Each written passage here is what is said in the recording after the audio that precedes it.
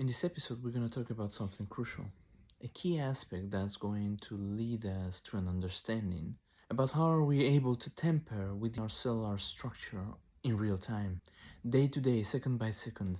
How are we able to affect our cellular structure in waves, and those waves happening instantly? First of all, we're going to make a short analogy. To quote this analogy, we're going to first talk about a bowl of water. We let it sit for 3 months somewhere. Due to the fact that this water wasn't able to flow, it wasn't able to cleanse itself. And due to that aspect, the bacteria living inside are going to thrive, leading to the fact that this water is going to fester. This correlates to a scientific event, a scientific experiment conducted to the behavior of ions, which is called the observer effect. In normal conditions, these ions would actually move into waves. Through 2 slides, they would actually move in waves. So they wanted to test the power of attention. They wanted to test the effects of attention, fixed attention. So they actually conducted this experiment in which someone would observe this process. And with the tools at hand, they would actually see the effect of attention on these ions. What was actually interesting and mind-blowing is that every single time an observer was placed in front of this experiment, the ions would cease to behave normally, meaning they would cease to move. Whenever the observer would move or step away, the ions would continue to behave normally. They came up with a quantum zero effect due to this experiment, which entails that in the quantum world, the attention fixed onto something, meaning not the physical world, the quantum world, when the attention is fixed onto something, that something ceases to happen. In normal physics, when we place a magnifying glass against a piece of wood in front of it, and we focus the light of the sun towards it, it burns it. There's action. But if we correlate logically, that wood ceases to exist. Why? Because the magnifying glass is going to burn it so hard that it's going to burst into flames, and then it's going to turn into ashes. So the matter ceases to exist because a high volume of energy has been focused in fixed attention towards an object. You might ask, what is the correlation of that experiment to incoherence, to disease? Where is the link? Where is the connection to it? And you're right. Well, basically, we're going to summarize, and we're going to make it quite on point. Whenever we experience an emotional outburst, an emotional reaction to something that happened, we are not able to control emotions. They are actually so powerful in their own expression that we cannot contain them, but we can manage them. It's like a flow of water. We cannot contain the water because if we contain it, we fester it. We provoke it to fester. We damage it, and that damage translates into maladies. Whenever we are trying to contain an emotional outburst, we're starting to deny it, to leave that emotion unattended, that emotion remains in our magnetic field, because that emotion instantly was able to rewire the neuroplasticity of both our digestive system, our heart, and in return, our brain. That neuroplasticity changed at the moment. It's an issue that's been unsolved, that remains. And that happens with the compounding effect of all the emotions being piled upon each other.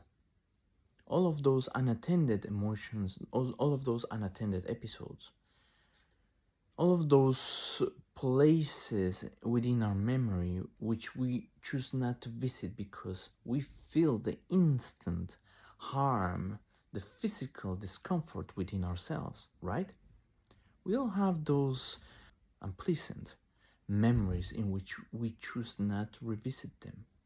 But those unpleasant memories are actually going to speed up the aging and the deterioration of cellular structure within our body. And that eventually will lead to the malady that's been focused but has not been managed. And those stagnant pieces of a puzzle are going to eventually pile up and to build a certain sense of incoherence. That incoherence is going to lead the body to develop a physical aspect to it, aka a disease. This disease, most of the times actually, is going to spread, it's going to worsen, because the indicators within our body are going to keep on flaring a sense of distress, asking the host, because we host this body, asking the host to actually solve those issues, solve those stagnant issues of attention that had been imprinted into our biostructure throughout in time. There's an interesting aspect to the observer effect that we haven't touched yet. Whenever we observe something, whenever we pay attention to it, we translate ourselves to that object. We translate ourselves to that event by projecting ourselves, by becoming part of that aspect or that event or that object by which it's been affected by our observation. In a few words, we become part of the thing we are observing. By doing that, through that invisible link, both of the observer and the observee are going to become stagnant, are going to stagnate, both. Whenever we feel an outburst to an event that happened, we build that bridge to that moment and we leave it open, latent, beating within our energy. It's like a command within a computer that's not been solved. For as long as that command is not properly solved and not adjusted to the syntaxis of the language, the program is not going to run. And it's the same with the emotional stagnation. Once we build a bridge, once we build a link to an event, we leave it unattended, that event is going to forever, in a way, haunt us. And all of those unattended connections, those unattended bridges, eventually start tearing down the coherent pattern of our energy, splitting our energy. Those connections start to fragment our energy. And those fragments left whenever you've felt these emotional outbursts are the roots to the disease, to the incoherence in our body. To make it short, whenever we observe, we become the observee. Whenever we observe something, we place our attention onto something, we build an instant link to it. And that instant link freezes the flow of energy, freezes the flow of our attention. And that stagnant event starts piling up, event after event after event after event after event. And all of those events are gonna share a similarity in frequency, because once an event had happened, the energy is going to point us to a situation in which that event needs to be solved. And in order for that to happen, the next event should actually resemble to the past event in order to help us comprehend through a thorough analysis that we are to let go of the past event. How do we break this cycle? It's a continuous application, it's a continuous repetition to a process we need to engage on daily basis till our body, the psychosomatic responses of our body start ringing and saying ping, ping, ping, ping, ping, ping, ping. It works, it works, it works, because you feel all of a sudden in peace. That precise moment, your psychosomatic responses point you to your body states huge. You have actually found the answer to this problem. You are right. No one outside can tell you. Only yourself inside can actually learn to acknowledge the psychosomatic responses. Your body is going to be able to teach you its own language if you learn to listen. So to sever the connection between the observer and the observee, we need first to identify the somatic sensation. Whenever we revisit a memory in time, we become the observee. We go back to the chair of the observee. We choose to feel a moment so to recognize it. But then there's a key aspect that's going to provide us the gateway, the way out, and to learn to leave the chair of the observee and to allow our body to flow in a coherent state of health. Something simple. Whenever we cut ourselves, whenever we make a small injury, we don't give it much thought. We do not place ourselves in the chair of the observee. We know our body is going to heal.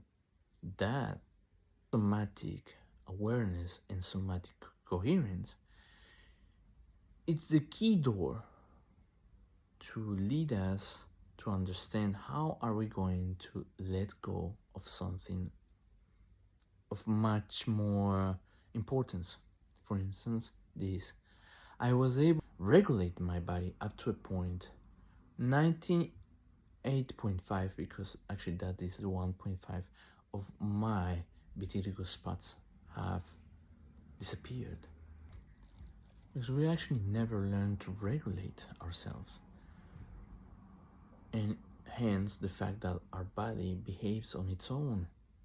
We develop eczema as well. All types of eczema.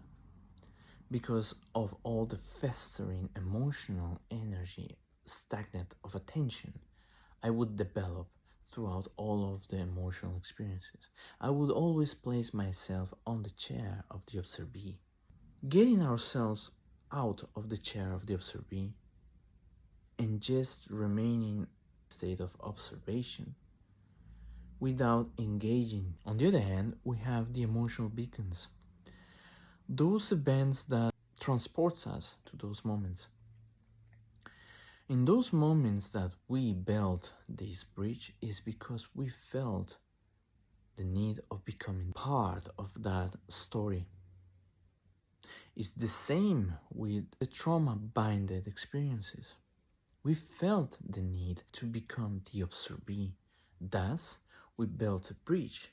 Thus, whenever something vibrates at the same rate as those experiences, we feel the same discomfort, magnified, because it's an experience on top of another experience, on top of another experience, on top of another experience, meaning a momentum that has been building up on its own, and every single time we get to feel that, it feels even more harmful to our body. Up to a point, the body starts developing a disease that is linked to that emotional beacon. That emotional beacon, meaning I still feel myself part of that play, of that moment in time. Thus, my body keeps on replicating that scenario in my body. In order to break with that cycle, we need to grab a hold onto our most powerful resources. The logic part of our brain can actually a breakpoint into our emotional outbursts. In the next episode, we are going to talk about. In the next episode, we're going to go through the acronym IRIS. We're going to learn to identify, to regulate, to integrate, and to finally stabilize ourselves, going through a recursive cycle that we are going to learn to repeat it, even though we are executing other types of tasks. So please don't forget to leave your thumbs up if you actually like this video. Leave a comment below, and also on the comment section you're gonna find the link pointing you towards the Skool community, where you're gonna be able to find a like-minded people. So I'll be seeing you in the next episode next week. Don't forget again the thumbs up and the comment below, and have a lovely week ahead.